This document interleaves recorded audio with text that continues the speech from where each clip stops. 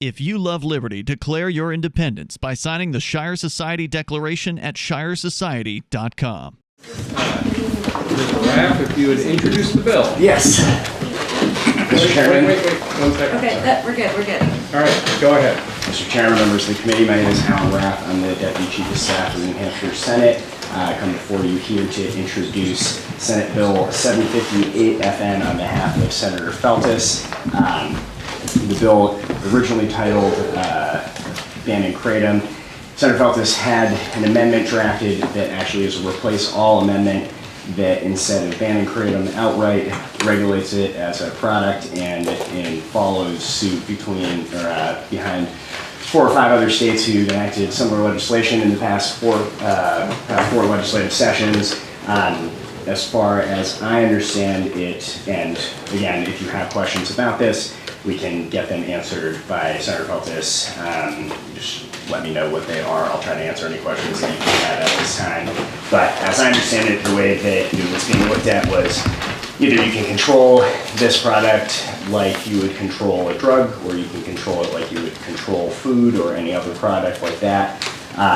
There obviously has been a lot of news regarding people dying of kratom overdose or a kratom-related overdose. But from further research, it seems as though those overdoses were caused because of adulterated kratom or kratom mixed with other things, and not necessarily not because it was pure kratom. So what this replace all amendment seeks to do is to have rules instated by the Department of Health and Human Services as to regulating it, making sure that people who sell the adulterated kratom, like if it was tainted in a way that is harmful or dilatory, that those people receive penalties and punishment for doing so, but not banning it outright, as there is research to suggest that it is an alternative for pain, chronic pain, and a substitution for opioids.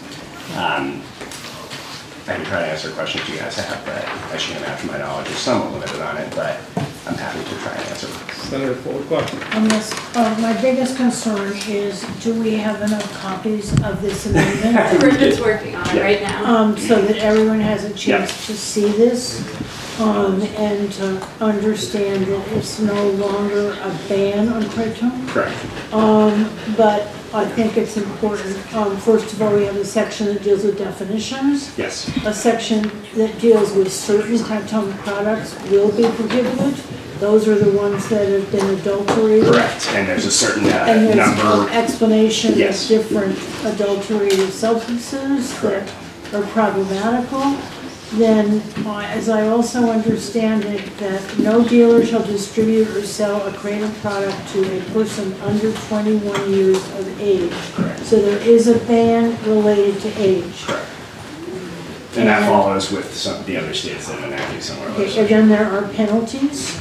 Correct. There's rulemaking, and there's registration of kratom products. It says that any producer, manufacturer, dealer of the kratom product shall register with the department for a fee. Has that fee been established? I don't believe so. Not to my knowledge, because this would be a whole new set of rules, and registering with the Department of Health and Human Services would be a brand new. So where is rulemaking? On page 2, line 22. Thank you. I just skipped over that. I apologize. Okay. So it would deal with the fees then there, right? Yes. Okay. And as I understand it, that originally seal says that someone who sells an unregistered kratom product shall be guilty of a civil violation and assessed a fine. So we don't know what that fine would be. That would be set by rules. Okay. And the department may seize and destroy any unregistered kratom product offered for sale within the state. So that pretty much covers what's in the amendment. Yes.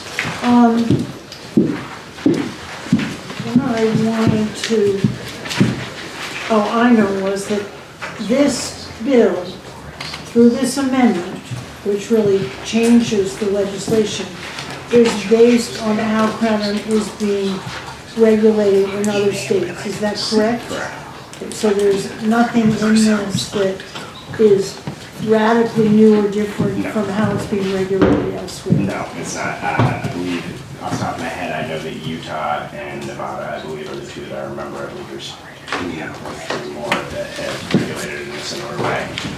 All in a manner like a consumer protection situation like this, as opposed to an outright ban, because of the research shows, I guess, that it tends to be a less addictive substance. It's more like caffeine and less like a hard drug, and that it does help with chronic pain.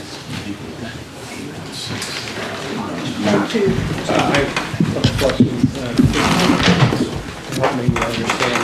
Are these penalties similar to selling tobacco products or liquor to people under 21? I think it's actually something more like, I don't think that's exactly the through line there. I think that it would be something more like when you would see like salvia or tobacco that was adulterated in a certain way, not selling to minors. That's not the penalty that would happen if you were selling to minors, but if you were a vendor selling tobacco that was tainted or a substance that was tainted, I think that the laws and how I understand it was that they tried to balance how you would regulate something that is somewhat similar to a food product and something that is used in a medicinal or otherwise kind of way. So, I guess what I'm getting at is, I would have to go look to see whether the penalty for sale of tobacco or alcohol would be criminal under 21. I know it's federally regulated, or whether it's similar to this. Yeah. So I'm just wondering if this is strong enough. You know, my concern is selling to minors is not something we do a slap on the wrist for. We're Right, but I think stronger about that than in New Hampshire than. absolutely, and I think that the difference would be that Kratom isn't like alcohol.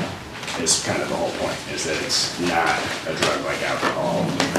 It's not a drug like opiates. It's not something that requires criminal time for something like that, is how I understand it. But I will get you an answer as to what the penalties are for tobacco and alcohol in a congruent situation. Great. Are there any other questions for Alan? Seeing none, thank you. At this point, let me just see if there's any, somebody gave me a critter to bring me on.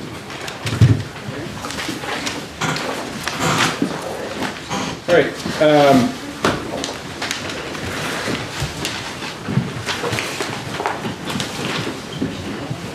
I would like, many of you signed in opposition, probably not understanding that the whole bill has now been replaced by regulation. So there is not a ban in this amendment. This is now regulating Kratom as it has been regulated in other states that have chosen to regulate it.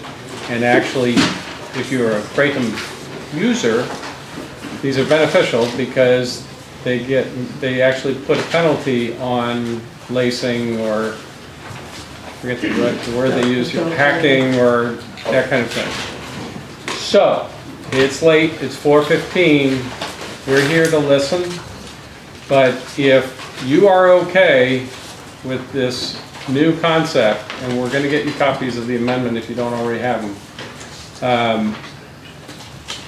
you don't feel compelled to speak, but we are here to listen. So I think what's been recognized between the original bill and this amendment is that there is, that Kratom is not perhaps as dangerous as it was originally thought to be, but that it is in need of state regulation. That being said, I'm going to go through the list. If I call your name and you don't feel like you need to speak, that's fine. You don't have to come up. Okay. So we have, I'm just going to read your names, and actually, if you don't want to speak but you want to change your support or opposition, shout out when I call your name. John Williams from the department. Did you want to speak? I do have to make a couple of comments. Okay. So the department, this is late filed legislation, and we appreciate that it comes from Senate leadership and from Senator Saltis. The bill, as it originally came to the department, we conducted a foundational analysis and are in the process to getting that as the bill came to your committee, which would schedule this as a controlled drug through the process through the Department of Health and Human Services. I'm here to represent that we would have been able to do that and absorb that under existing resources. It's something that we do, even though historically we haven't done it in a few decades, because it just hasn't come up. This bill, the complete rewrite, actually embeds it in chapter 146, which deals with food purity. So you're looking at things like vinegar, other items like that, not kratom, which I would imagine we just need to have a thoughtful discussion on our agency having the resources to do the kinds of things that are identified in this bill, because this would be a new task for our department. We're here as a resource to you, to Senator Feltus, but I would be remiss if I didn't make my hyperventilating comments about this new task with no appropriation to do the work. And it really is, it seemingly doesn't seem well suited for 146 in terms of food purity, would be one contention perhaps. And we have to look at other models. You're probably aware that in the past legislative sessions, there have been discussions around synthetic products such as bed salts and also spices. Certainly those were concerns that came before the legislature as well. I would just suggest some thoughtful research in how those were handled and how it might fit with this particular idea. Clearly, Senator Feltus is being responsive to the concerns of numerous people that I see in this room, but I just need to make this committee aware that we do need to work through some significant issues if the department's taking ownership of a program like this with no appropriation. So you would normally, 146 does fall under the purview of DHHS? It does. It falls under our Division for Public Health Services.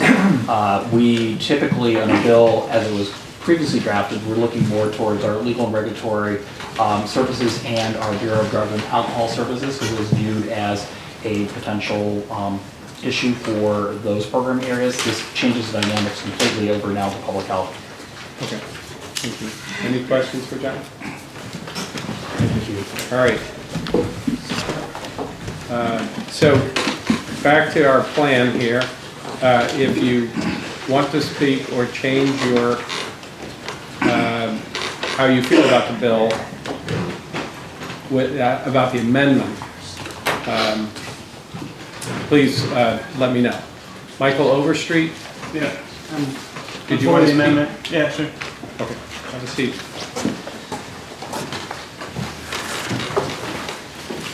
So if you can, for everybody, the way this works is we're here to listen. So introduce yourself, where you're from. You don't need to give an address, just the town, and then tell us your story. Go ahead, Mike. Okay, Michael Overstreet. I came from Massachusetts today. And I am in agreement with the amendment, so I'll try to keep it brief. But there's just a couple things that I would like to talk about. I do have a podcast called The Kratom Guy Show. We talk about Kratom news, current events, often have influential guests such as doctors, scientists. And one of the things that's very important that's different than Kratom than your traditional agonist, full agonist, it's a partial agonist that's biased. So it operates on very specific G proteins, which essentially doctors have described it to me that it's operates as almost as a dimmer switch. So it can only go so high. It doesn't carry those negative side effects of a traditional opioid. This is not an opioid. It's not derived from morphine or opium. So that it is a partial agonist that hits on the opioid receptor.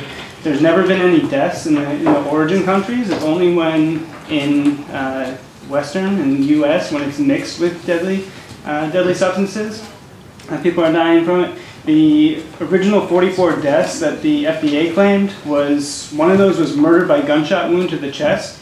was attributed to kratom. Another one was suicide by hanging. There was 9 deaths in Sweden from a tramadol synthetic. One guy fell out of a window, was on drugs and alcohol, broke an arm and a leg, refused medical treatment, and that was deemed kratom related. And the vast majority of them are drugs, alcohol, underlying health conditions. The most recent report of the CDC, the 91 deaths, and they said kratom, only 7 was had kratom only in their system. With those deaths, they said other drugs couldn't be ruled out, but they didn't say why in the report. And then in that report, they sourced New England Journal of Medicine, a study out of Colorado, where in that they look at 15 deaths that were attributed to kratom, and they discovered that 4 were only the mitragynine only, the main alkaloid. But what they did was they performed a very specific post-mortem blood test. It's called comprehensive toxicology screening with high-performance liquid chromatography with tandem mass spectrometry. And what they found out with that very specific post-mortem blood test is that 3 clearly involved other drugs that weren't originally in the autopsy report or medical examiner report. And the 4th one was there was no residual blood. So what we're finding is that when these medical examiners or autopsy reports are reporting that it's just kratom or kratom only, there's no standardized testing. So it's actually a very safe substance. I consume kratom, I consume it daily. And the amount of people I have the text messages and direct messages I could show that people are attributing kratom to saving their lives. And I'll wrap it up with that. Okay. Are there any questions for Michael? What town are you from? I'm from Medford, Mass. Oh. Well, welcome to New Hampshire. Thank you. Glad I could come. All right. Lois Corcoran? Okay, that's me. I'd like to speak for a minute. Are you changing to support? I need to change to support the amendment because I didn't understand that was the case when we got here. Is Michael still here? Are you supporting? Or I support the amendment. Okay.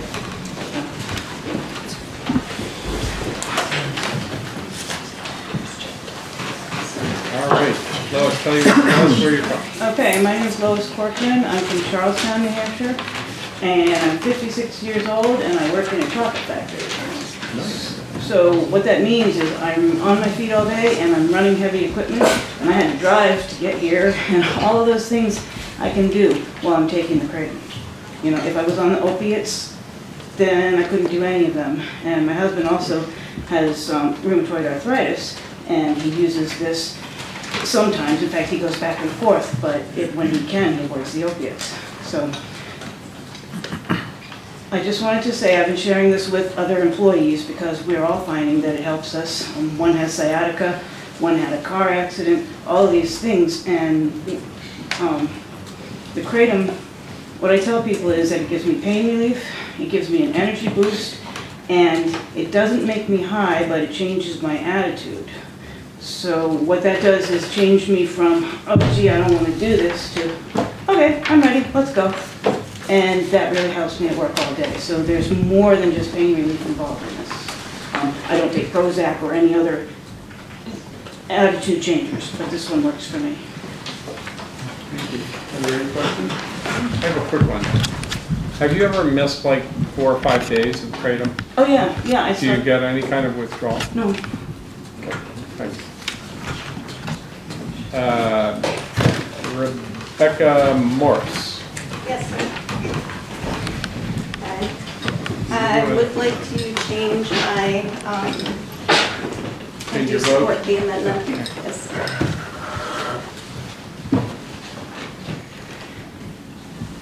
Thank you for having me. I just wanted to, I'll keep it brief. I just wanted to say that I do support the amendment. I am wholeheartedly against a kratom ban. I found kratom about 8 years ago now. I am a chronic pain patient. I'm a 2-time cervical cancer survivor. I have gone through a lot in my life. I was set on fire as a child, and as a result, I deal with some lingering nerve damage and a lot of pain. I also suffer from rheumatoid arthritis, and I fell 2 stories and landed on my back when I was younger. And I feel honestly that thanks to Kratom, I am able to continue working full-time, and I'm able to care for my 4 sons who are all special needs and on the spectrum. I don't think it's a miracle by any means, but it has definitely been so helpful for me. And I've been able to cut my prescription list, if it were, from 11 or 12 different pills every day, and not, pills that I take every day, but like prescriptions that I needed every single day to help me get through life, down to through at this time. So, and while it's, just my story and I'm just one person, there are thousands more with similar stories where I came from. And I feel that it would truly be a travesty if it were to be banned in any way, shape, or form. Thank you. Any questions? Thank you for coming. Thank you. Jonathan and Sampson.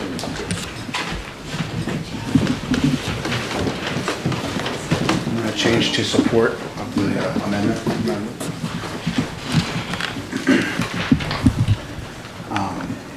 My name is Jonathan Sampson. I'm a lifetime resident and native of Merrimack, New Hampshire. I am an automotive mechanic, and as a mechanic I contort myself into all kinds of shapes and have pains that come up on occasion, as well as arthritis that happens, that started from using impact tools on a regular basis. The Kratom definitely helps with my arthritis pain and any other kind of pain that I actually end up running into. I don't use it all the time. I use it on occasion when I need to. I have no negative side effects to it.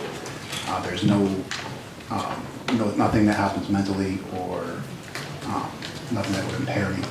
I'm able to work my full day with heavy equipment without any kind of problems or anything that sets me back on that. I've also shared it with some of my coworkers who have the same exact problems as I do, and it helps them as well. So any kind of a ban would definitely, it would take away our ability and our liberty to treat ourselves with natural solutions. Thank you for your time. Questions? Thank you for testifying. Amanda Rayner? Hi. Going to change it to support, yes, Okay. please. Hi, my name is Amanda Rayner. I'm 41 years old and I'm a mother of 1. I'm disabled due to degenerative and cervical disc disease. I have herniated and bulging discs, fibromyalgia, chronic pain and fatigue, Lyme disease, as well as depression, anxiety, and PTSD. My life with pain meds started at the age of 9. Right? It sounds a little crazy. 9 years old, I was given Vicodin, 90 pills a month for my migraines because the doctors ran out of things to do to help me. So for 30 years, between my migraines and my disabilities, I've been on pain medicine. For the last 3 years, I've been taking Kratom. I started searching for natural solutions for my pain because my mother lost her life due to taking pain medication over an 8-month span. So I was not going to go out the same way she did. With Kratom, I can go days without taking it. I don't have any withdrawals, and I've taken it almost every day for 3 years. And I haven't had to take over 10,000 pills in a matter of 3 months or a 3-year span. So Kratom has definitely given me my life back. I do simple things as go to the grocery store and laundry, which not many people like to do, but when you can't do it, people take it for granted. So I'm glad that you guys are changing it to support and regulating for an age. I do approve with that, so I thank you for your time. Any questions? I have a quick question. Yes.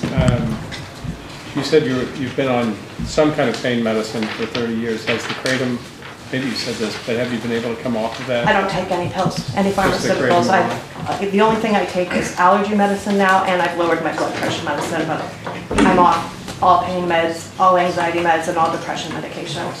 Thanks for Kratom. Thank you you very sharing your much. story. Gabe Silfani. Remember, if you are now happy with this, you don't have to speak, but we are happy to listen. One last call for Abe Silfani. Okay. Joe, Representative Hammond, is he still here? He had to leave. Okay, thank you. I know how he feels about it.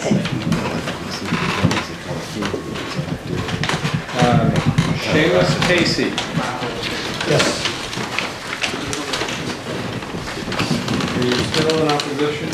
I was in opposition, and I am actually here to support this introduction of the Crime and Consumer Protection Act. So I'm happy to see that that has happened. I would like to pass around, this is the original model legislation for reference, just in case there's any differences, because I've not had time to really thoroughly look at the amendment that I proposed, but it looks substantially the same.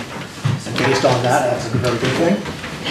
The only concern I have is looking at the effective date of the amendment that was passed in. It's effective January 2021, which I understand the Department of Health and Human Services wouldn't be time to implement everything they have to do. The bill, as it was reduced by Senator Feltes, would have immediately placed it into Schedule 1 in preparation for the Department of Health and Human Services to do so. So my only concern is with that 1 year, almost 1 year time frame, can the Department of Health and Human Services step in and try to schedule it as Schedule 1 while we're waiting for it to take effect? Okay. So that was the only concern I had with the amendment that I was able to read and skim today. So I'm happy to hear that this has been introduced. This is what I came here to try to do, but I'm happy that Senator Feltes has got the word on this. Thank you. Any questions? Thank you for your testimony and for the model legislation. Appreciate it. Thank you very much.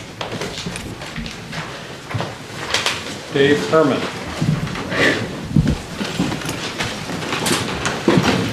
I flew up from Atlanta, so I have to speak. We Shermans have a fondness for Atlanta. Do you? My favorite, been there forever. Yes, would you hand these out? I was told that we had a limited amount of time today, so I prepared a statement that we could hand out rather than you read. And secondarily, If you can just introduce yourself, and we know you're from Atlanta. I'm Dave Herman. I'm chairman of the board of the American Kratom Association. We represent 15 million people nationally, and it's a consumer organization, and our efforts are to maintain legality and also to regulate kratom properly.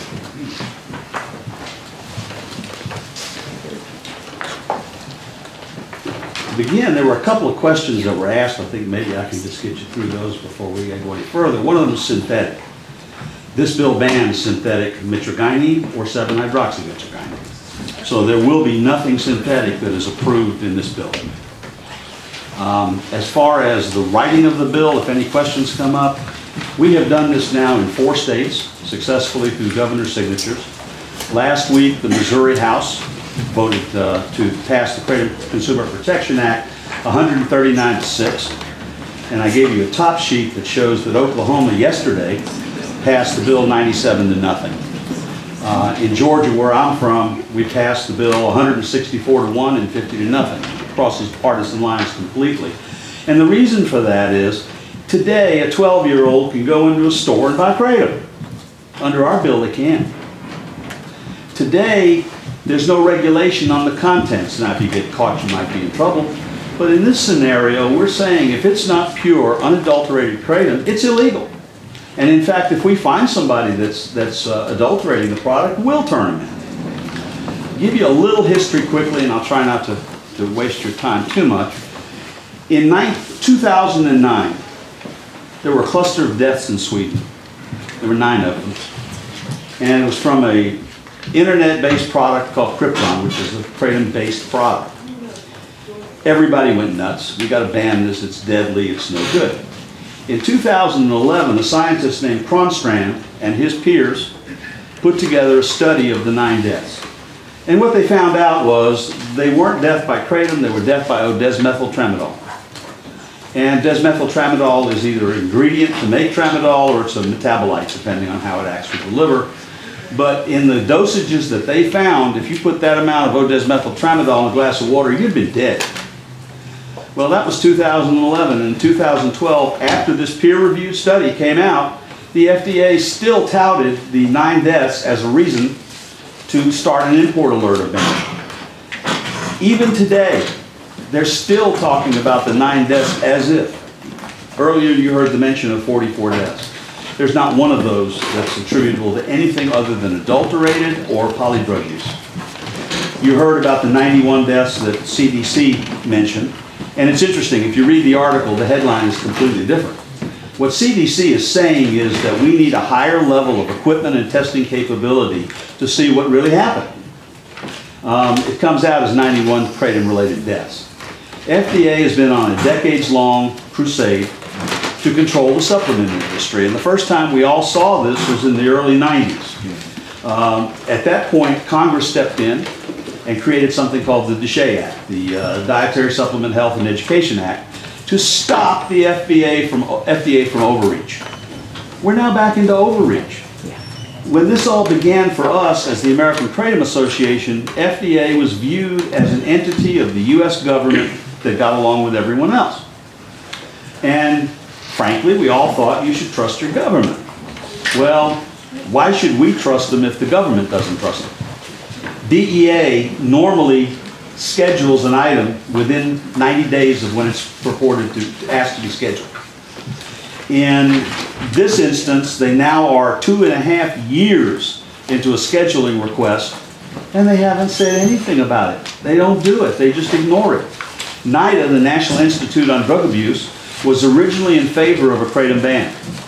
NIDA has just recently given $7 million in 2 grants to the University of Florida for the study of kratom.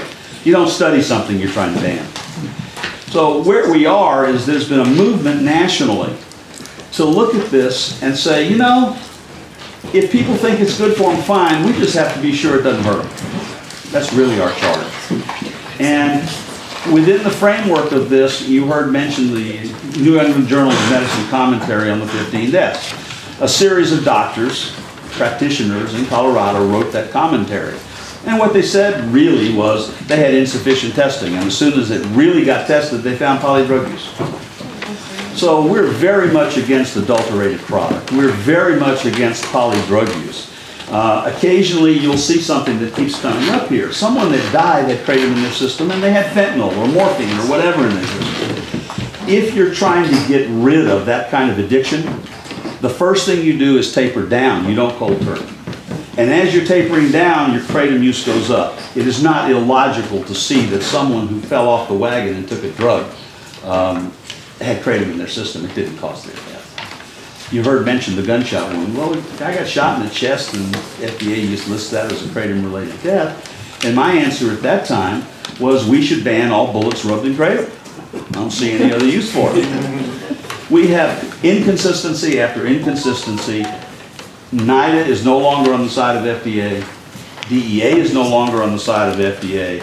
So we feel reasonably comfortable not being on the side of FDA. The states are moving very rapidly in the direction of let's regulate. You don't want a black market for kratom. That's when the guys with the guns and the adulterants are everywhere. Prohibition has never worked in this country. It won't work now. But if you leave it open for study, you go to Christopher McCurdy at the University of Florida and look at his research. You look at Oliver Grundman in Arizona and you look at his research. And by the way, all those are available to you on our website. You're going to find a body of evidence from the scientific community that says there's a low abuse potential, there's a low addiction potential, and there's a low potential harm to the public well-being. If those things are true, then you can't ban it. DEA came to the conclusion that the emergency scheduling portion of the Controlled Substances Act did not apply.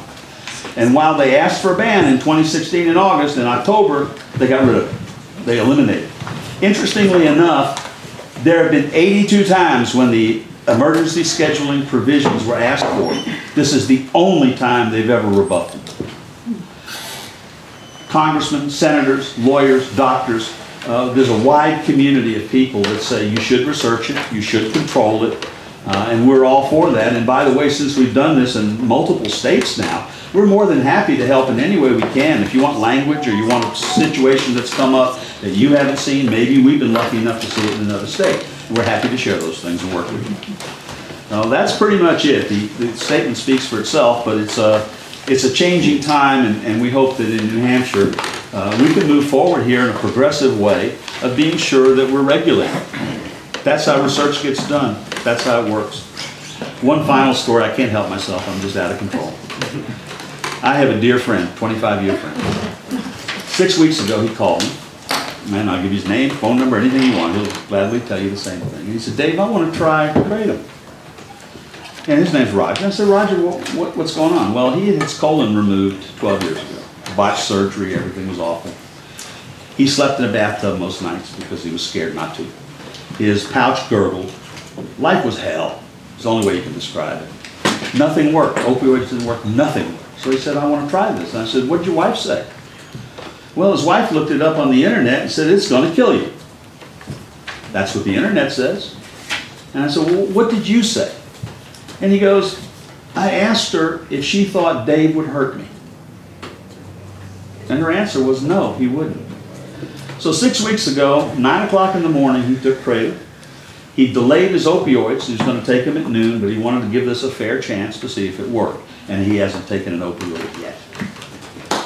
When I hear that and I see that on such a personal level for me, this is a cause for us. That's all it is. We believe in this. And we hope that you will.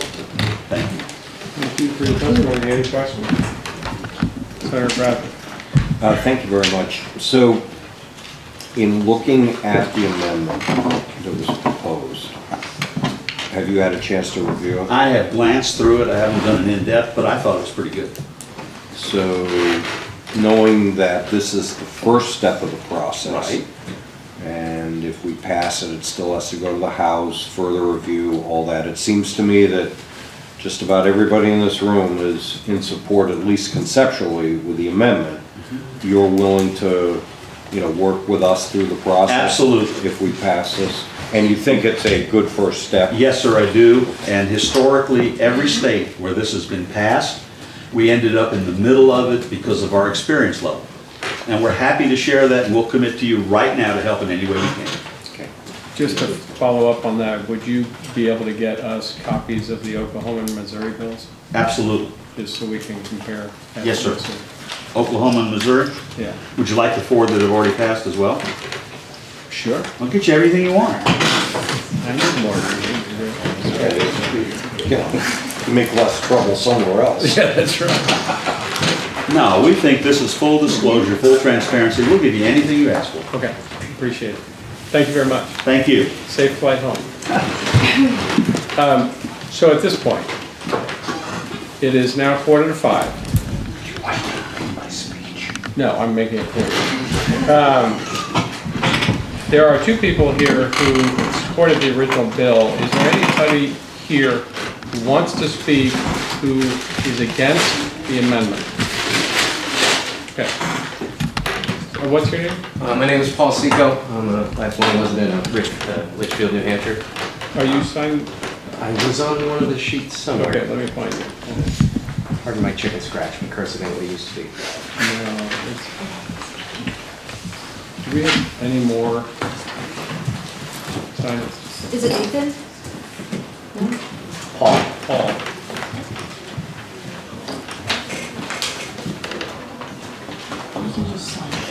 Yeah, we can just have you sign in. So, Paul, tell us. Okay. You're from where? Litchfield, New Hampshire. Okay. I'm a lifelong resident. I'm 21 years old. As I understand it, the amendment as it's been put forth today is no longer to ban but to regulate, correct? Correct. And part of that regulation is that sale under 21 years old is illegal? That's correct. So I come from a background, not thankfully of any great personal hardship. I've never struggled with addiction myself. I think it's really hard to talk about this issue without also talking about addiction in tandem. We here in New Hampshire are no strangers to what heroin's done to the state. Manchester, New Hampshire is the heroin capital of the world in terms of deaths per capita because of it. And the reason why I have to oppose this amendment, even though I think it is much more smart than a ban, is that addiction doesn't pick an age. I know too many people who I've had their lives saved firsthand. I used to work in the industry. I won't name the company that I used to work for the sake of the privacy of that institution, but I did 6 months as floor sales and 6 months as management with this establishment. And in that time, I can tell you that I had no less than 20 people tell me that Kratom saved their lives, and I had no less than 10 people come in within the first week of breaking their addiction. And this stuff was the stuff that did it for them. One girl in particular, she came in on her 4th day clean. Anybody who has experience with addiction knows that the first week is the toughest. To be able to drag yourself anywhere after 4 days clean is hugely impressive. Well, this girl, young girl, 20 years old, in my store, looking at me with broken eyes saying, "I've heard this stuff can help." And it did. I'm delighted to report to you that a year on now, she's found gainful employment. I found out that she went to my same Campbell High School, grew up just a few streets down from my best friend. But addiction doesn't pick an age. And while I respect a lot the good faith behind this bill of wanting things to be safe and wanting the people of New Hampshire to be safe, the fact of the matter is that there is people who are 18 that are addicted to heroin that cannot get access to this. They are a lot more likely to die. Living free or dying. That's simple for me. Thank you very much. Is there an age that you could support? I think 18. I think that 18 is the standard. I would say that Kratom is not a perfect substance. I don't think perfect substances exist. I think a paintball gun or a can of compressed air or an avocado used in the right fashion could be dangerous. Absolutely. But 18, I think, is the age where we've decided that you can go and fight on behalf of this country, or you can go buy a pack of cigarettes, and I think it's the age where we should let people start making decisions. But the fact of the matter is that there are a lot of people in this state who are young, who are teenagers, people I've known who have died from this, that this stuff could have saved their life. And locking it behind the same kind of thing that means that you have to be above a certain age, it tells you don't have agency over dealing with your problem. It tells you that you are not old enough to seek a solution to a problem that you were not ever old enough to fall into. I speak very personally about this. It's hard for me to not get emotional because I know addicts in my life who have died. I know addicts in my life who have recovered. And I have been able to have the unique experience that through sales and through customer service, I've been able to change people's lives for the better with this product. I have people that will come to me on the first week of their broken addiction, inches from the door of death, and I have people who come back 6 months later, whole new people because of this stuff. So, you know what? If there's going to be a warning label on it, so be it. And I think that everybody is responsible for the things that they put in their body, and the manner in which they use it. Kratom is not a perfect substance, and I think that no one in here should be under the impression that it's a perfect substance. I'm not a doctor, I'm not a scientist, I have no training as such. Speaking only from a personal perspective of one guy in one store servicing southern New Hampshire who was able to help a lot of people of all shapes, creeds, colors, walks of life. And I'm not just talking about addicts too. It's important to remember that this helps everybody. I had guys that were in Fallujah that came over because the counseling didn't help and the medication and the sedatives didn't help, and Kratom was the only thing that let them work a job and raise their kids right. I've had people with chronic pain who never thought they would be able to so much as walk around on their own every day again, who are now working part-time jobs. I mean, this is not something that we can, I think, morally restrict access to any more than we have to, because the fact of the matter is that heroin's been illegal and people are still dying faster than we can gather all the bodies. And anything that makes Kratom harder to get for the public is bad for New Hampshire. And, I'm not usually a political guy. I'm not usually the sort of person that would drag myself to the State House on a beautiful day to wait in 3 hours for a stuffy room with a bunch of other good people. But I think it's really important that if this language does go forward and it is considered, that an age amendment be considered for 18 instead of 21. Because I promise you, if you gotta be 21 to buy Kratom, the guy behind the high school selling you heroin doesn't care how old you are. Thank you very much. Thank you. Are there any questions, Senator Floyd? Yes, my question is, I find myself very moved by your statement that addiction doesn't choose any age. And I'm wondering if even preventing it for those under 18, when we have, know that there's a lot of adolescents that are dealing with addiction, I'm wondering if you think 15 would be... Well, I'll say this. In my time in high school was when this heroin problem was becoming a real problem in the state. And we had a heroin forum. The kid that spoke at the forum, when everyone hears we're going to have a former addict come talk, you maybe picture some grizzled up guy with track marks on his arm. This kid was my age. He was a junior in high school.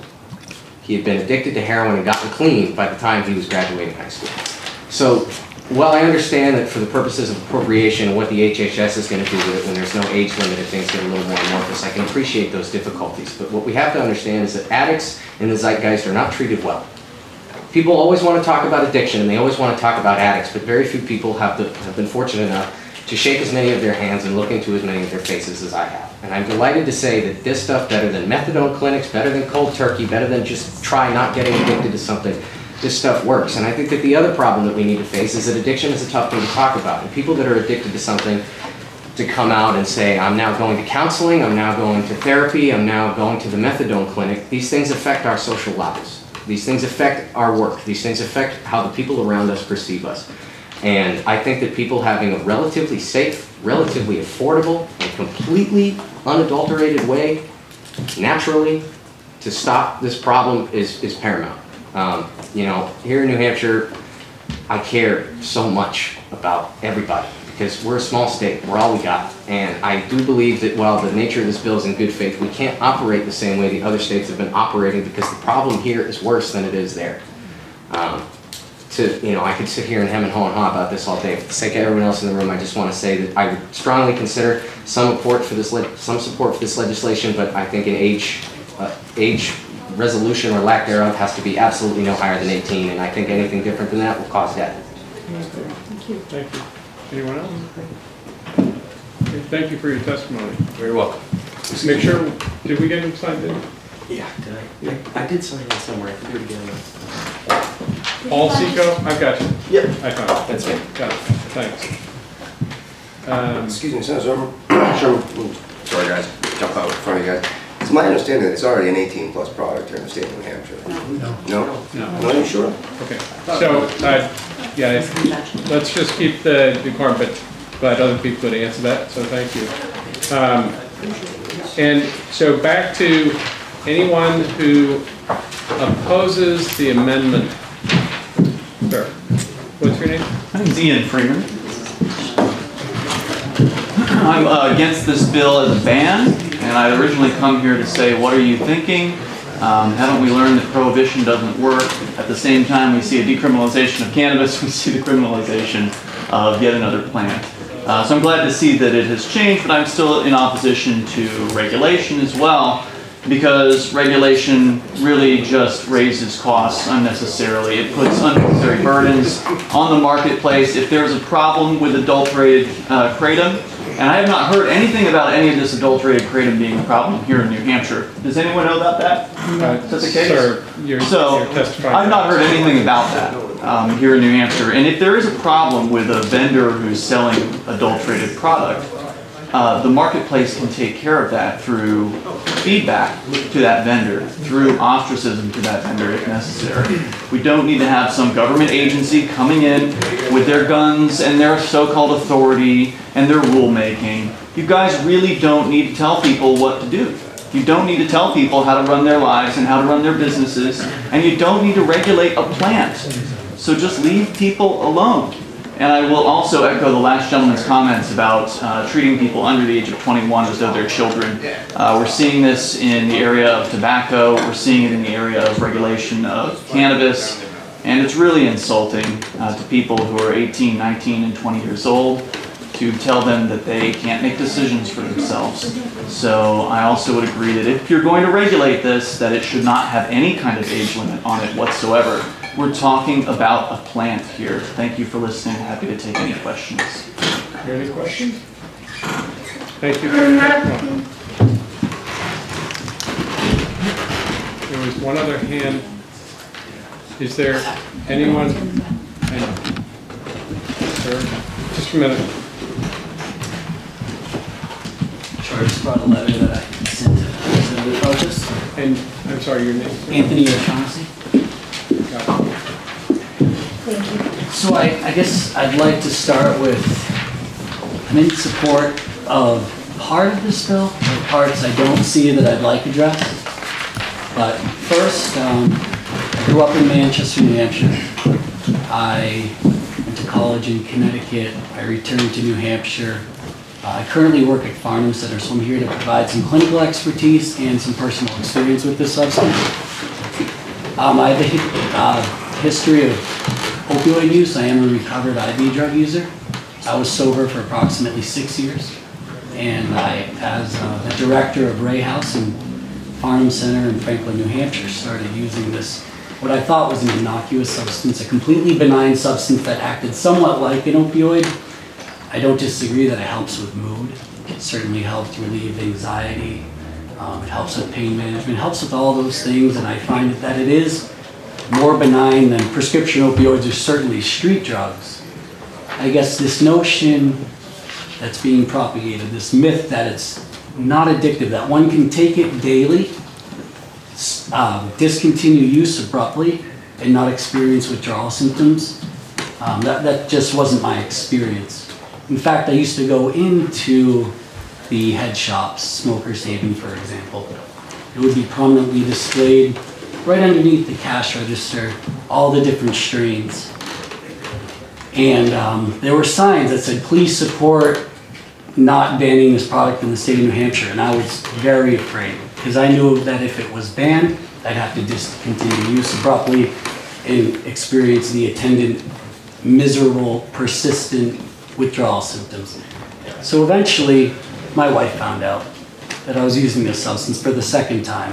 I couldn't stop on my own. I ended up having to leave work. Fortunately, I'm employed. I'm the director of a substance use treatment facility. Utilize my FMLA benefit, which I'm grateful that I have. And I went away to treatment for 30 days. And I experienced withdrawal symptoms even beyond that. Now, I was using a lot. I have a history of opioid use disorder, of course. So my tolerance was pretty high. But this notion, again, that one can take it with no side effects whatsoever, it's just a myth. And I see clients come into treatment where Kratom is their primary substance or their secondary, sometimes tertiary, but they need to go through a period of medical detoxification. And usually it's a COWS protocol, clinical opioid withdrawal scale is what they're measured on, and they take something like Suboxone to taper off. But the symptoms are severe and they... Excuse me, please. He's speaking. No one else is to speak while he's speaking. And yeah, just so finally, I started taking this substance because I had heard that, again, it's a benign, innocuous substance that one can take. It'll help with mood. It sort of acts like an opiate. You'll feel better. And that was my experience. 5 or 7, 10 days later, after I took it consecutively, I woke up in the morning and I said, oh crap, here I go again. Game on. Now I've got to buy it every day. Turns into a $1,200 a month expense, right?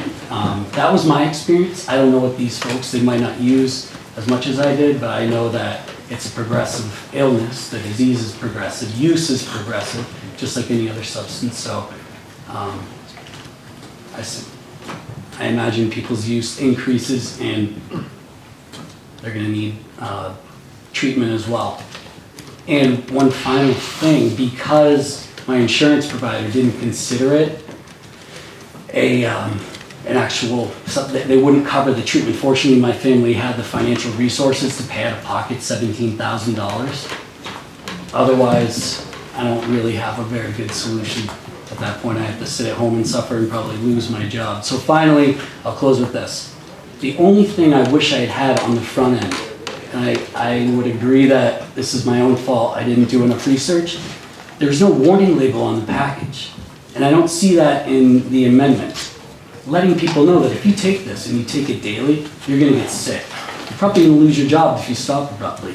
You're gonna have to leave your family.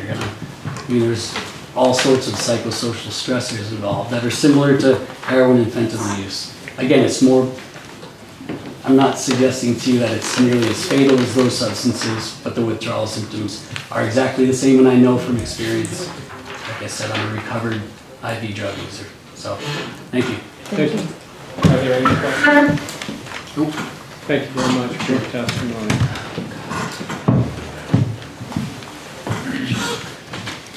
Is there anyone else who is supported the original bill or wants to speak in opposition to the amendment? I got some.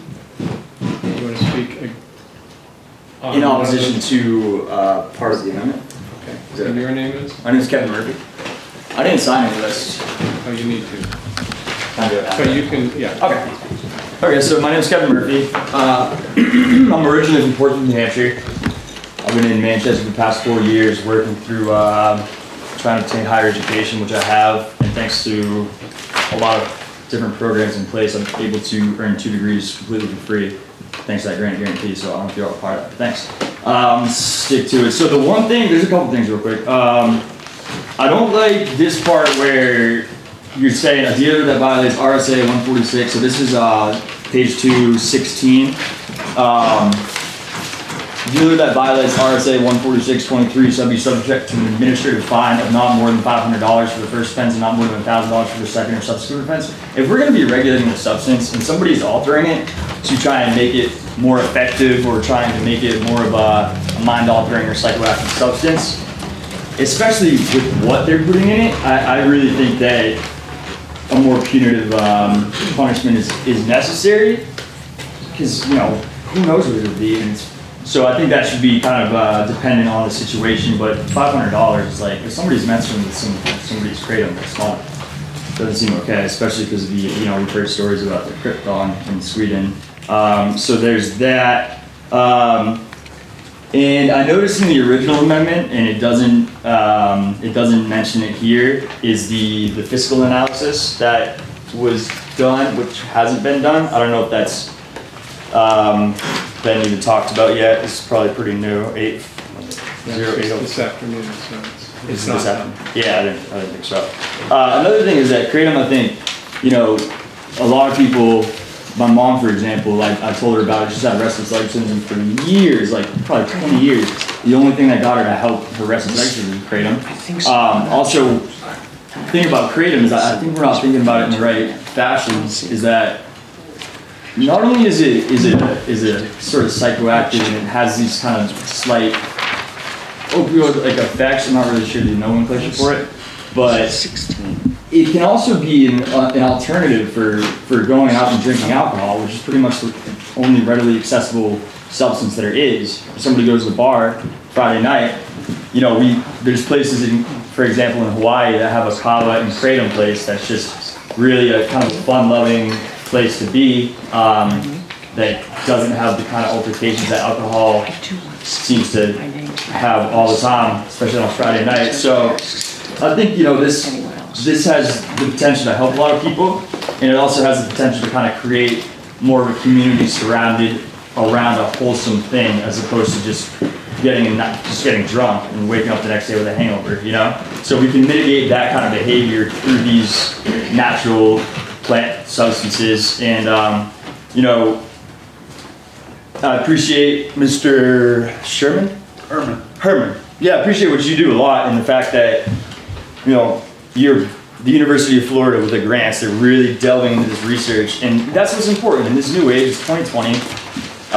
You need to understand what these substances are and how they can be used to benefit our society, and not just, and I know it's fear of the unknown. It was a little concerning to me when I just saw that Kratom ban. It's like, y'all just jumped on it like that. Like, let's think about this. Let's take a step back. Let's, you know, congregate and really understand every single side and how we can approach this matter in the most beneficial way to our community.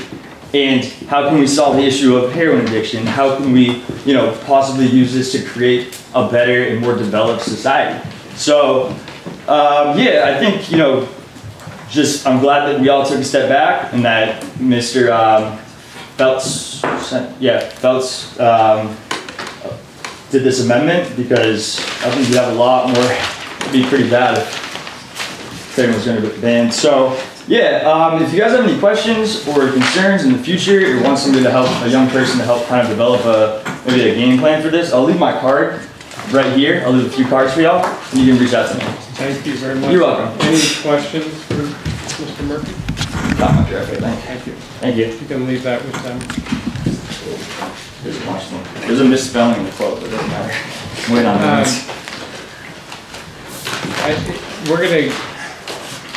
Here's my proposal. My proposal is that we will hear out anybody who wants to be heard. But otherwise, we'll go into executive session and pass this bill with the amendment.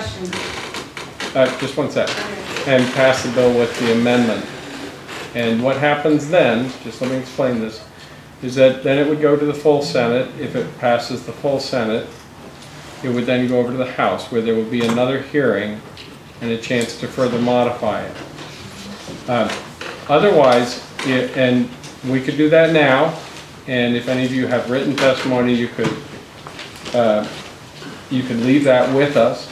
But if you want to be heard, that's why you're here. We're happy to finish. But that's where, I can't speak for the whole committee, but that's where we can go with this at this point. But if you want to be heard, we can keep going with the hearing. Yes. Okay, just one second. If we're going to keep being heard, I'm going to go through this in order because some of you came here earlier than others. You have to go. Let's find out where we were. All right. So Jacob Clark. Jacob Clark. Okay. You can sit here. Joseph Duplessis. Here. Sherry Dutton.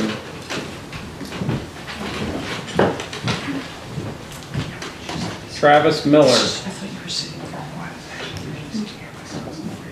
while. Susan Hargrove. Amanda Doucette. Cheryl Wilkie. Ryan Miltner. By the way, if you haven't signed in, please sign in. Where do you do that? I got a sheet for you right here. Where do you sign? I got you. Thank you. Somebody have a pen? Ryan Miltner? Yep, support. Okay. You're okay, you're supporting the amendment? Thank you.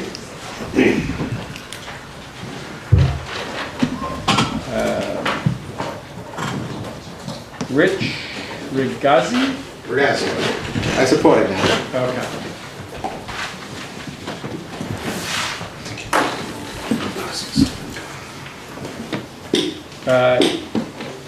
Ian Freeman. Already spoke, thank you. Got it. Thank you. I can't read this one. Jim with the G. Jim G. Okay. Janice Wilfred? No? I hope I'm not messing with your names. Tonda Gretzinger. Dave, right here. I support the amendment. Do you need to speak? Sure. Well, it's up to you. Yes. Okay.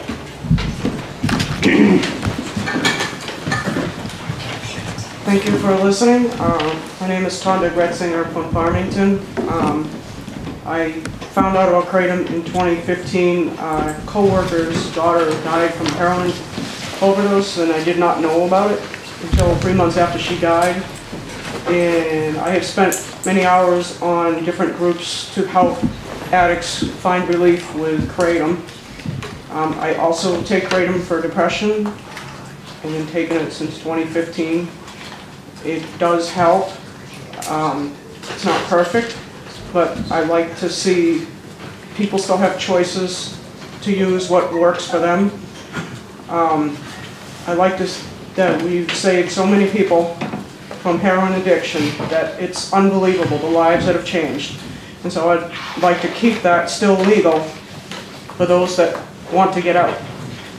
And I just wanted to say that the gentleman that was speaking earlier about the children, 16, 18-year-old, I think, is there a way that we could change the age where it's a parental guidance thing for somebody that's 16, 17, 18? Because that's a really important issue. And that, like you said, we're blocking out a segment of people that really have a hard time with this. We could lose a lot of lives. So, maybe like a 16 and up, or maybe, with parental permission or whatever, some type of way that we can capture those high school students and not lose them, because I think that's really important. Thank you. And that's all I got to say. Any questions? Thank you. Thank you.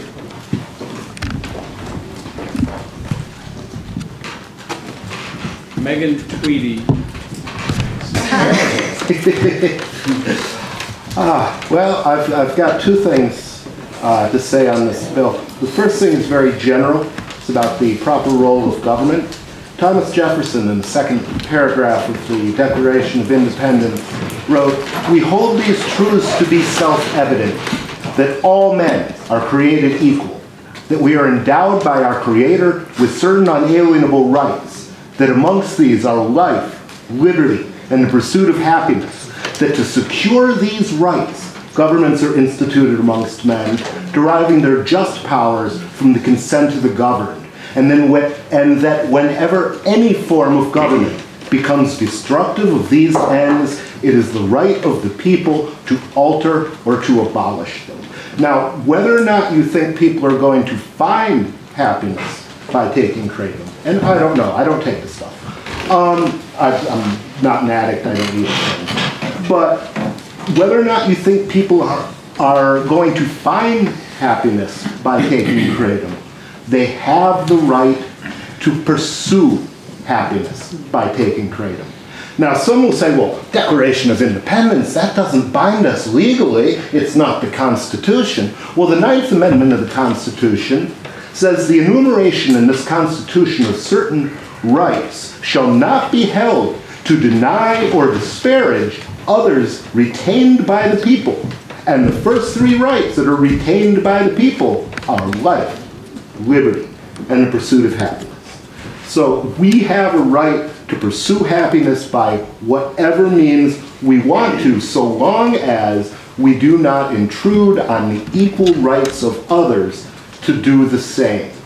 The second thing I'd like to say is I'd like to give just a view of, I'm a retired gangster. I used to be a pot dealer. I did some time for that. So I know a little bit about gangsterism. And the most dangerous drug cartel in the world is Big Pharma. And people say, drug cartel, how can you call it a drug cartel? Drug cartels are out there with guns, shooting people on the corner, taking out the competition. Well, the thing is, they're the cartel, you're the muscle. You, the government, are the muscle. We have drugs. Marijuana. When marijuana is legalized completely, opiate deaths dropped by 25%. This Big Pharma bigwig who just went to prison for bribing doctors for prescribing opiates to people who didn't need them, guess what? He donated a full $500,000 to keeping weed illegal just in the state of Utah. Now, why would he do that? Why would this crook be such a generous man to want to keep kids off pot? Well, the reason is because before people don't die of opiate overdoses, they don't buy his product, and he doesn't make money off them. That's why every single illegal drug is a drug that is useful for something, in many cases more useful than what Big Pharma will give you. Okay? Weed works much better for depression for some people. It varies from person to person than Big Pharma's poison Prozac, which has driven a couple of my friends to suicide, so I speak feelingly of it. But they don't want us to have the option of the safe way to deal with it. They want us to be forced to their way. Johns Hopkins University has done studies using LSD, using mushrooms, showing that instead of taking it every day, they can do therapy, cognitive behavioral therapy with people who are tripping on LSD or mushrooms, and they can make permanent breakthroughs that do not need maintenance. Now, that's not what Big Pharma wants to hear, because they want to sell you some drugs every day. They want to be out on that corner dealing their crack. Well, the problem is that's not what we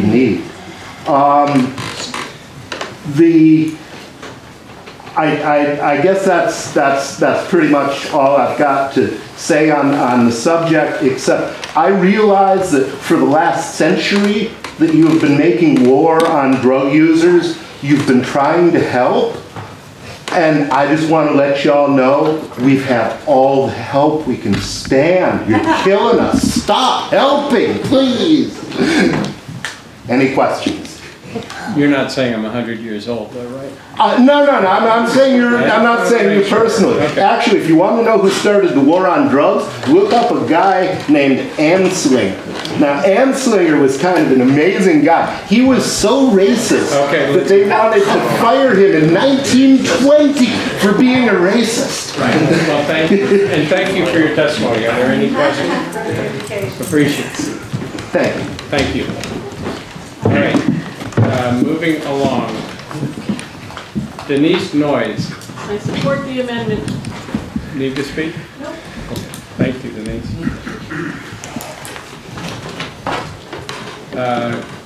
Kevin Bloom of the NHLA. Yes, I'd like to drop opposition and support the amendment. Okay.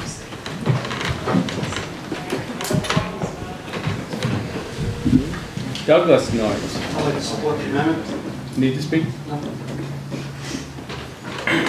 Brian Scott. Patricia Bouleris. Yes. Good afternoon. My name is Patricia. I'm 46 years old. I'm from Hillsborough, New Hampshire, and I've lived in New Hampshire my whole life. I work in the medical field with a bunch of patients. Actually, they're pretty incredible human beings. In 2016, I was diagnosed with 3 different autoimmune diseases. One being I was borderline lupus, then I had mixed connective tissue disease, I had Sjogren's syndrome, and just this year I started alopecia. Back then, the only alternative treatment is low-dose chemo drugs and prednisone, which usually long-term creates problems with my liver.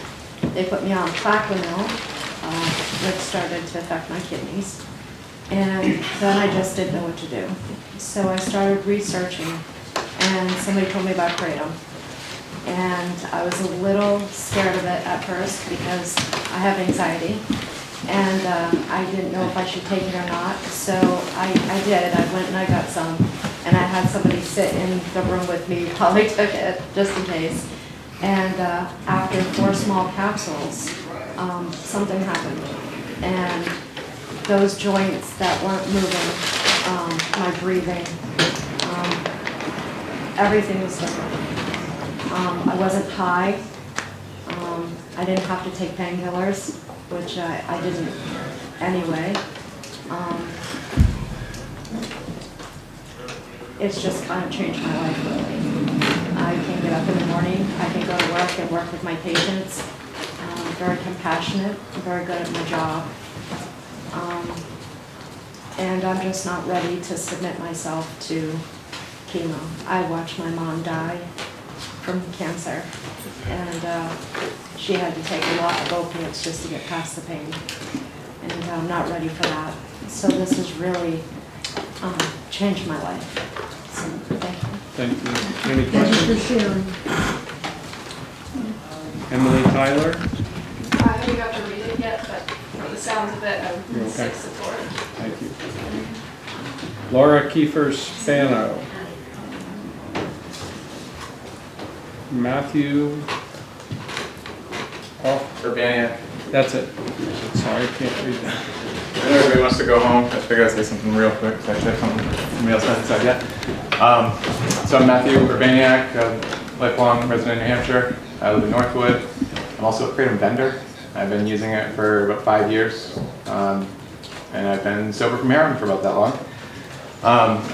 I actually brought along, I wanted to suggest that we ban extracts and things with high concentrations of hydroxymetragynine, which is one of the 2 main constituents of Kratom. I actually brought along some products that show the difference, and these are products that are adulterated, and a lot of people misunderstand because there's nothing other than Kratom in these. All right, but the levels of them are what has been altered. And you can actually see that in one of these products, there's 2.79 milligrams of hydroxymetragonine in each capsule. And in this new one that they just recently released, it's 0.2 milligrams per capsule, as opposed to 2.79. And now there are customers going into stores right now looking for batch numbers when they're buying these, because they've gone and bought some of these and it does nothing for them. And now they're going into withdrawals and seeking products containing high levels of hydroxymetragonine. Now, I and my Kratom company have only ever sold raw Kratom powder to people and addicts like me. I mean, I've reached out to people and helped friends who I've known who are still struggling, and seen lots of success with that, and then lots of success with people who are having pain and things like that. But in my time, I mean, I've had payment processors shut down. We've lost a $30,000 shipment. I'm like a small-time guy. I started with $200. I was right out of rehab when I started it, my Kratom company, and that was a big hit. And it's like there's still a lot of issues as far as the FDA goes, I think, and regulating and taking payments and those things. But anyways, I just figured that I would show this. So your take is it would be helpful to get rid of those kind of things, but to allow the legit people. Exactly, allow raw Kratom powder and other things, but this bill does say those things. So I just brought this along, and this morning I woke up not knowing if I was going to have a business tomorrow, so I figured I should at least get up and say something. Thank you for coming. Thank you. All right. Maria Andrews. I'd like to speak. I have just a few things to say. I spent a good part of yesterday preparing for this public hearing today, and just before I finished typing up my statement, my printer died. So I don't have a printed copy, but I can email it to you. If you give me an email address, I'll send it to you. Okay. Do you support the amendment? Okay, the original bill I oppose. The amendment, I'm going to say this, I support it with one qualification. I have one concern, and that is the age restriction of 21. I agree with the gentleman that, first of all, I live in Hebron. My husband and I have been there now for 7 years. We moved up from Connecticut. We love it here. Anyway, with regard to the age restriction of 21, I think that's a little bit too high. I really feel that it should be brought back to 18. And I do understand the other gentleman's comment about even younger would be nice at young. But I think children at that age, they are children, they're in high school. Parental control, parental supervision would be, or guardian supervision would be important in that respect. So I would like to see that amendment move the age back to 18 with the way it is now. Yes, it is now. You can't buy Kratom if you're less than 18 years of age. Okay. But I would like to just give you my experience with Kratom. Just give me a minute here. I've got it on my iPad. Thank God I didn't lose the document. I've had a lot of experience with Kratom. I'm a retired infectious disease epidemiologist, and by the way, you're probably wondering, what am I doing here? Shouldn't I be more concerned about the coronavirus? I am very concerned, and I've been following it since January as a retired person. I was employed by the Connecticut Department of Public Health when I retired. I have 5 medical conditions, okay, that cause me moderate to severe pain on a daily basis. And those conditions are, and I know, to heck with HIPAA, that's okay. I don't mind you guys knowing about my medical conditions because that lends proof to what I have to say. I have fibromyalgia. I have neuropathy, osteoarthritis, spinal stenosis, and I have several herniated discs. So these conditions cause me moderate to severe pain every day. And sometimes I can't even sleep. Without the help of Kratom or something to relieve the pain, I can't even sleep. Sometimes I can't even lay down flat. It hurts too much. More importantly, I'm the sole caregiver of my husband who has Alzheimer's. He was recently diagnosed. We were hoping for a really great retirement up here in New Hampshire. I don't know if we're going to have that anymore. So I'm his sole caregiver. We have no children. We have no family members close to us, so I'm it. And if I can't function on a daily basis, if I can't have quality of life and relief of my pain, I cannot take care of my husband. And if that should happen, when I heard that there was a bill to ban Kratom, I couldn't eat. I was so upset, and I started thinking about my husband, you know, sitting right across from me. What am I going to do if I can't help him? He will be committed. He would have to leave home and live in a long-term care facility. There's no other option. I have experience with Alzheimer's. My father had it. My mother-in-law died from it. So I know what I'm facing. Now, Kratom, as we know, has restored the quality of life for a lot of people. It restored the quality of life for me, taken from me by illness and pain.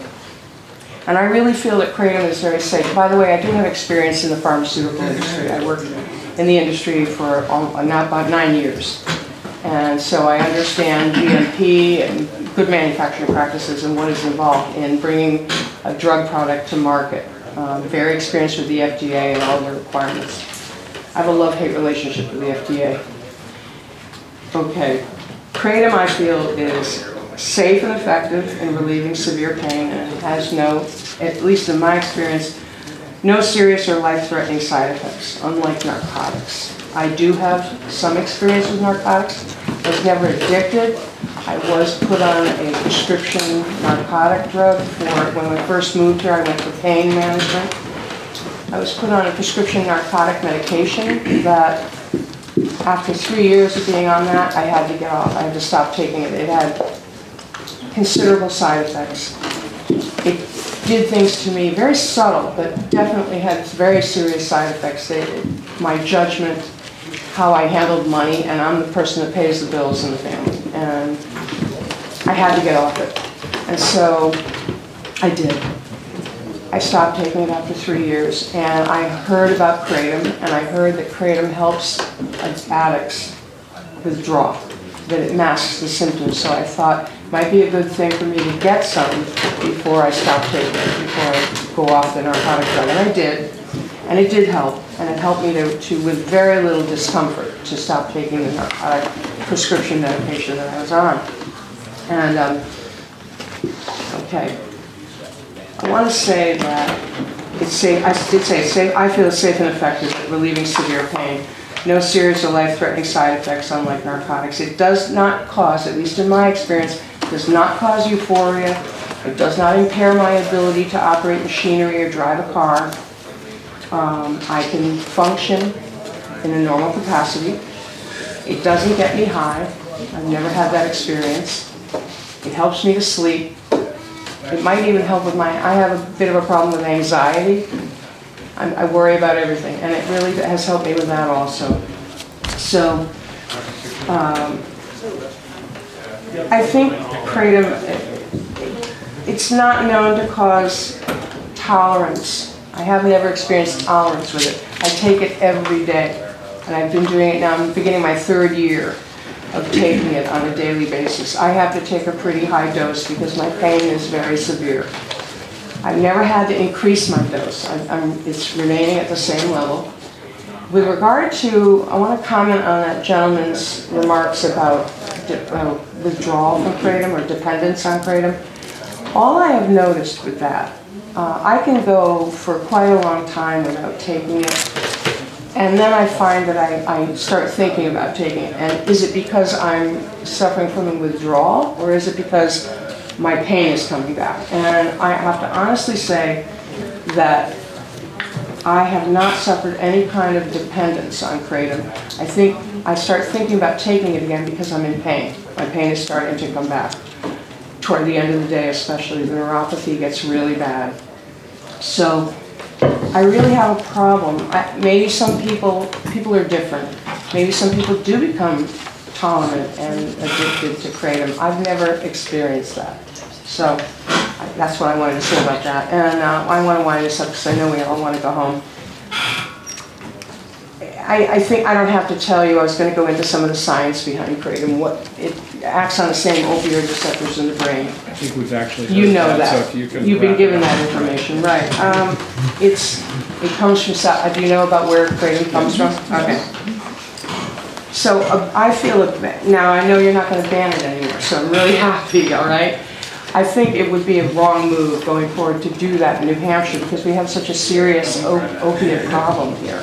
And so to remove that from people's ability to have that, to use that, to control their pain or to help them with their addiction, to get off the drugs, I think that would make our opiate problem worse. I think it would be self-defeating to do that. So, again, I'm just going to wrap it up by saying, personally, as the only caregiver for my husband who has Alzheimer's, it's critically important for me to be able to maintain my quality of life and my ability to function, to help him. And also, the relief of pain. I mean, nothing has relieved my pain like Kratom, even in prescription narcotics. It's been extremely effective. I'm very careful about the source. When I started researching it, I didn't just buy from anyone.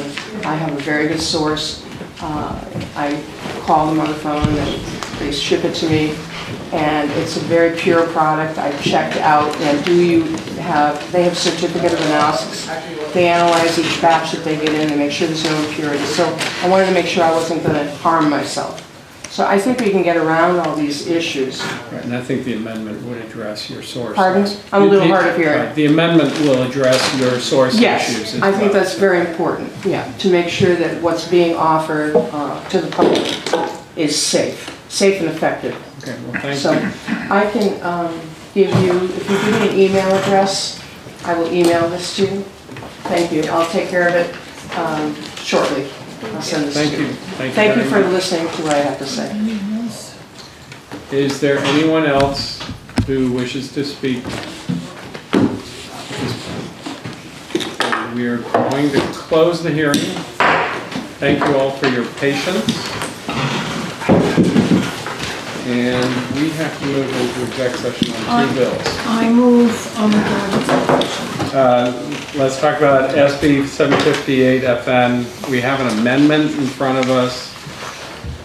Is there an interest in changing the amendment from 21 to 18 on the age? I feel more comfortable with an earlier study motion on the entire bill personally, but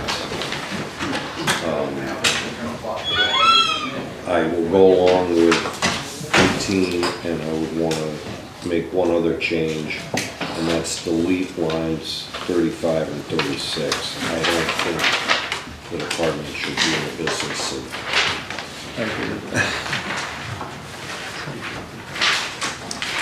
Where's the age?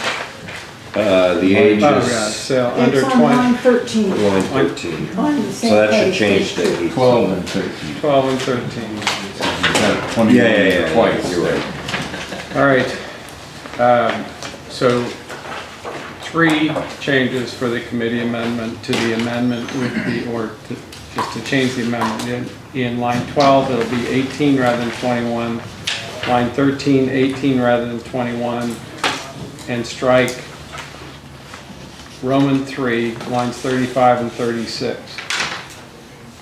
Everybody okay with that? And let me point out, the law doesn't say that a person under 21 or under 18 or under anything can't take it. It just says you can't sell it to them. Right. Well, it doesn't say possess either, because that's the one thing that in the tobacco bills that I've been fighting is the word possess. Right. So this has nothing to do, so a parent It could buy only this says- for their child. Right. You can't sell it to somebody. Okay. So do I have a motion ought to pass on this amendment as amended? So moved. I'll second. Are we just gonna do it as a committee amendment, taking, yeah. We're gonna do this amendment with the changes that we've made. Yeah, so are you adopting that amendment, then doing an additional committee No, amendment? Or no, just we're gonna do adopting this with the Just- changes. Okay.